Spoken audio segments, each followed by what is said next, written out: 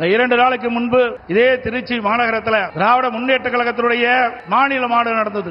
அந்த மாநாட்டில் நம்முடைய கூட்டணி பற்றி இன்றைய முதலமைச்சர் விமர்சனம் செய்தார். திரு ஸ்டாலின் அவர்களே, அனைத்து இந்திய அண்ணா திராவிட முன்னேற்ற கழகம் தேசிய ஜனநாயக கூட்டணி இணைந்து அற்புதமான கூட்டணியை தமிழகத்திலே அமைந்திருக்கின்றது.